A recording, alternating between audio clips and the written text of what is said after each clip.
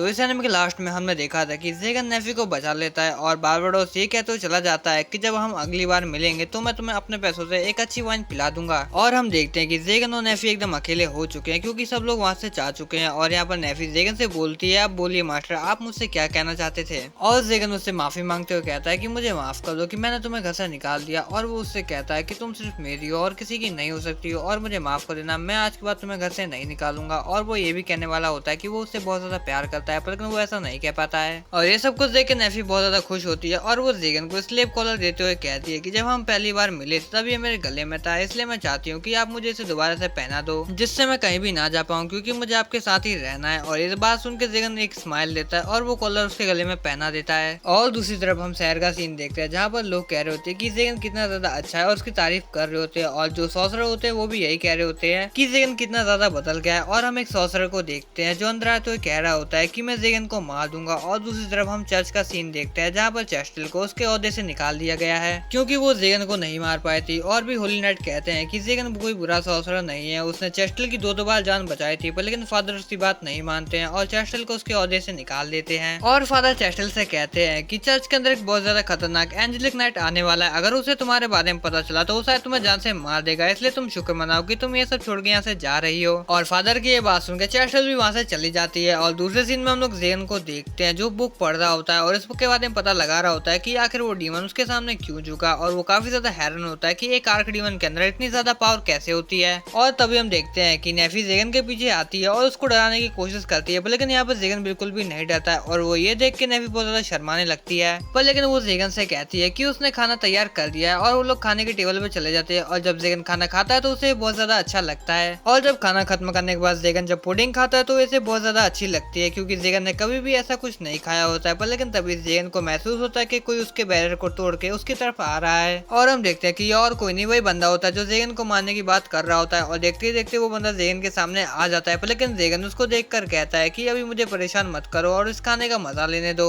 और अगर गलती से भी नेफी के हाथों से बनाई हुई ये पुडिंग गिर गई तो मैं तुम्हें नहीं छोड़ूंगा। पर लेकिन वो सॉसरर उसकी बात नहीं मानता है और उसके ऊपर अटैक कर देता है, पर लेकिन यहाँ पे जेगन उसको पंच मार देता है जिससे वो बेहोश हो जाता है। और तभी हम देखते हैं कि उस आर्मर के अंदर एक छोटी सी बच्ची होती है जिसको देख के जेगन बहुत ज्यादा शॉक होता है, पर लेकिन नेफी कहती है आप घबराइए मत मास्टर, ये बस बेहोश हुई है। और उस लड़की के बेहोश होने की वजह से जेगन उसको बेड पर सुला देता है। और जब उसको होश आता है तो वो जेगन के ऊपर डायरेक्ट हमला कर देती है, पर लेकिन जेगन उसको बड़े आसानी से रोक लेता है। और वो बच्ची कहती है कि मैं तो तुम्हें यहाँ पर मारने आई थी, पर लेकिन तुमने तो मुझे बेड पर सुला दिया है और मैं तुम्हें यहाँ पर हराने भी आई थी, तो तुम मुझसे लड़ो। और उसकी ये बात सुनकर जेगन कहता है कि वैसे भी मैं तुमसे नहीं लड़ना चाहता हूँ और तुम्हारे पास इतनी पावर नहीं है कि तुम एक आर्क डीमन को हरा सको। और वो लड़की जेगन को मारने आई थी, इसलिए जेगन उसको पनिशमेंट देता है कि जब तक वो यहाँ पर है वो नेफी के साथ मिलकर पूरे घर का काम करेगी। और जेगन उसको देख के समझ गया था कि वो लड़की एक ड्रैगन है। और उसकी ये बात सुन के वो लड़की कहती है कि वो इतनी कम पनिशमेंट, मुझे तो लगा कि तुम मुझे जान से ही मार डालोगे। और उसकी ये बात सुन के जेगन और नेफी काफी ज्यादा हैरान होते हैं, पर लेकिन वो लड़की नेफी के साथ मिलकर घर के कामों में उसकी मदद करने लगी थी।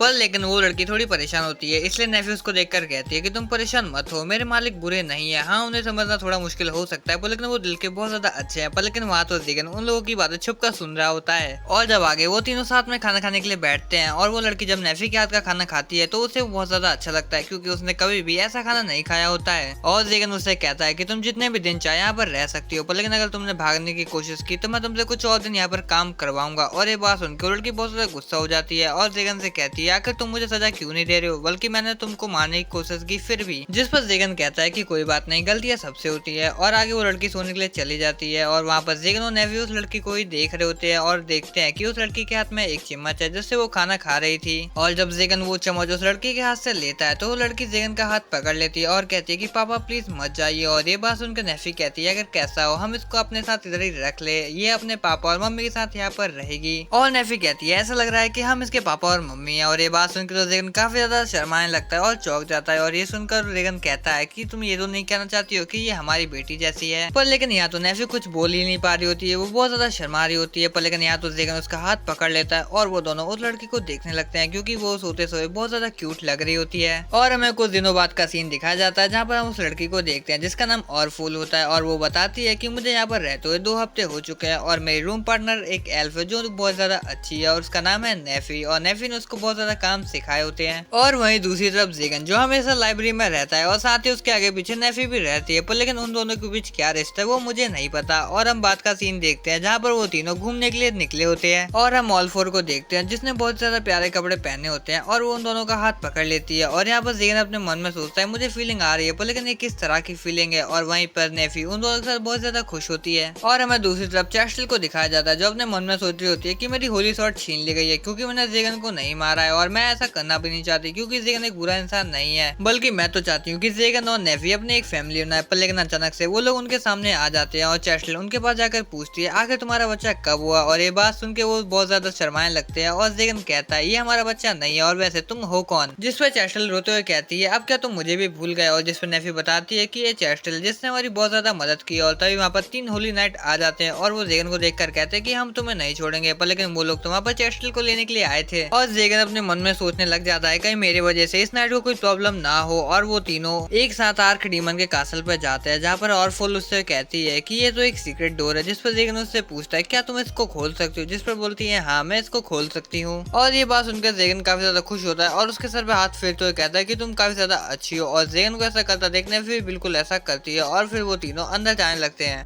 और हम अंदर देखते हैं कि एक बहुत ही बड़ी लाइब्रेरी होती है और जेगन उन दोनों को एक बुक ढूंढने के लिए कहता है। पर लेकिन तभी ऑल फोर को एक बुक मिलती है जो सॉर्सरी के बारे में होती है और ये देखकर जेगन वो बुक उससे ले लेता है और फिर पढ़ने लगता है। और दूसरी तरफ हमें चर्च का सीन दिखाया जाता है जहाँ पर हमें उसी नाइट को दिखाया जाता है जिसका रिकॉर्ड है सबसे ज्यादा नाइट्स को मारने का। और उसके सामने आते ही सभी लोग उसके सामने झुक जाते हैं और वो नाइट चेस्टल से पूछता है कि आखिर तुम ही हो ना जिसे चर्च से निकाल दिया गया है। और वो उससे पूछता है कि आखिर तुमने आज तक कितने सॉर्सरों को मारा है। जिस पर चेस्टल जवान लड़ते हुए कहती है कि इन सब में कोई भी नंबर मायने नहीं रखते हैं। और ये बात सुनकर उसको गुस्सा आ जाता है और वो कहता है अब तुम्हें मरना होगा। और उसकी ये बात सुनकर चेस्टल के सभी साथी उसके सामने आ जाते हैं चेस्टल को बचाने के लिए। पर लेकिन तभी उसी जगह पे चर्च के फादर आ जाते हैं और वो उससे कहते हैं कि तुम ऐसा नहीं कर सकते हो, तुम किसी भी कीमत पर चेस्टल को नहीं मारोगे। पर लेकिन वो नाइट कहता है कि स्वॉर्ड अपना मास्टर खुद चुनती है इसलिए इसे मरना होगा।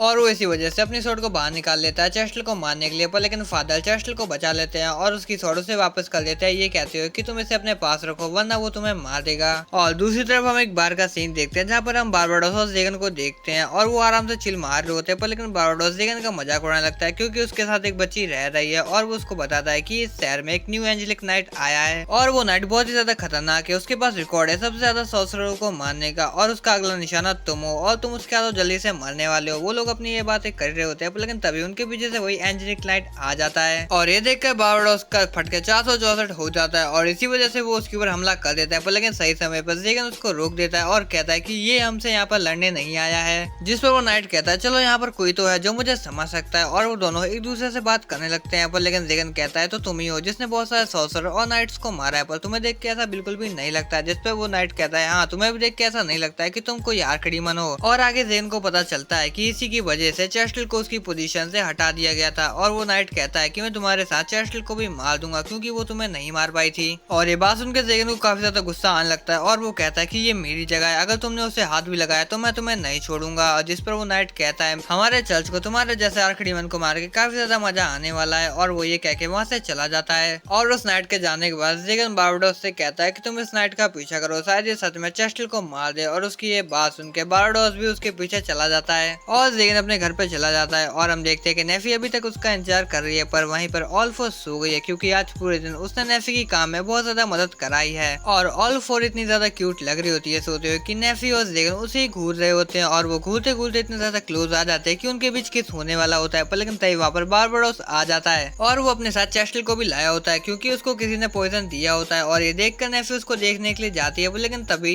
ऑल फोर उठ जाती है और जब वो अपने सामने किसी नाइट को देखती है तो उसके ऊपर डायरेक्ट हमला कर देती है। पर लेकिन सही समय पे जेगन उसको बचा लेता है और वो उससे कहता है प्लीज तुम इससे मत मारो। जिस पर वो बोलती है मैं जब भी अपने सामने किसी नाइट को देखती हूँ तो उसे डायरेक्ट मार देती हूँ, मुझे नाइट बिल्कुल भी पसंद नहीं है क्योंकि उन्होंने ही मेरे फादर को मारा होता है। जिस पर जेगन कहता है कि इसने तुम्हारे फादर को नहीं मारा है, वो कोई और नाइट होगा और अगर तुम ऐसे ही अपने दुश्मन बनाते रहोगी तो आगे चलकर तुम्हें बहुत ज्यादा परेशानी होने वाली है। और जेगन की ये सब बातें सुनकर ऑल फोर को भी समझ आ जाता है कि चेस्टल ने उसके फादर को नहीं मारा है। और हम थोड़ी देर बाद का सीन देखते हैं जहाँ पर चेस्टल को होश आ जाता है और वो सबसे पहले जेगन को देखती है और उससे कहती है आखिर मैं कहाँ पर हूँ। जिस पर जेगन कहता है कि तुम मेरे कैसल पे हो और नेफी ने तुम्हारी जान बचाई है। और जेगन उससे पूछता है आखिर तुम्हें जहर किसने दिया। जिस पर वो बोलती है कि मुझे एक लेटर आया था और जब मैं उसके मालिक से मिलने गई और फिर उसके बाद जब मैं घर आई तो मैंने चाय पी और उसके बाद से मैं बेहोश हो गई थी और क्या पता शायद उन्हीं ने मुझे जहर दिया हो। और ये बात सुनकर जेगन चुपचाप वहाँ से जाने लगता है। पर लेकिन यहाँ पर चेस्टल बिल्कुल अकेली होती है इसलिए वो जेगन को वहीं पर रुकने के लिए कहती है। और अगले दिन चेस्टल को कैसल में रहने के लिए इजाजत मिल जाती है, पर लेकिन एक मेट के रूप में। और काम करते करते चेस्टल की हालत काफी ज्यादा खराब हो जाती है और काम के बीच में ऑल फोर उसको चिढ़ाती थी और उसका काम खराब करके चली जाती थी, जिससे चेस्टल काफी ज्यादा परेशान हो जाती है और वो जेगन से पूछती है आखिर वो ये सब क्यों कर रही है। जिस पर जेगन बताता है कि जब वो छोटी थी तो उसके फादर को एक होली नाइट ने मार दिया था, इसी वजह से वो हर नाइट से नफरत करती है। और इसी तरह कुछ दिन बीत जाते हैं और हमें ऑल फोर को दिखाया जाता है जो अपनी डायरी में कुछ लिख रही होती है और वो लिखती है कि मुझे चेस्टल को परेशान करने में बहुत ज्यादा मजा आता है, पर लेकिन फिर भी वो मुझे कुछ भी नहीं बोलती है। और मैं बाद में चेस्टल और नेफी को दिखाया जाता है जहाँ पर नेफी उससे कहती है कि वो और मैं हमेशा इधर ही नहाते हैं, जिस पर चेस्टल को ऐसा लगता है कि वो जेगन की बात कर रही है जो हमेशा उसी के साथ नहाता है। पर लेकिन यहाँ तो नेफी ऑल फोर की बात कर रही होती है और जब ये बात चेस्टल को पता चलती है तो वो कहती है अच्छा तुम ऑल फोर की बात कर रही थी, मुझे लगा कि तुम जेगन की बात कर रही हो। और ये बात सुनकर नेफी काफी ज्यादा शर्माने लगती है। और हमें दूसरे सीन में ऑल फोर को दिखाया जाता है कि उसके सामने उसके फादर को किसी ने मार दिया है, पर लेकिन तभी उसका सपना टूट जाता है और हमें पता चलता है कि वो एक सपना देख रही होती है और वो कहती है कि मैं उस नाइट को नहीं छोड़ूंगी। और वो ऐसा करने के लिए उसके पास भी जाती है, पर लेकिन उसे नहीं मारती है। तो गाइस ये वीडियो यहीं पे खत्म होती है। नेक्स्ट वीडियो के लिए कमेंट कर देना और लाइक कर देना और ऐसे वीडियो के लिए चैनल को सब्सक्राइब कर सकते हो। मैं मिलता हूँ नेक्स्ट वीडियो में।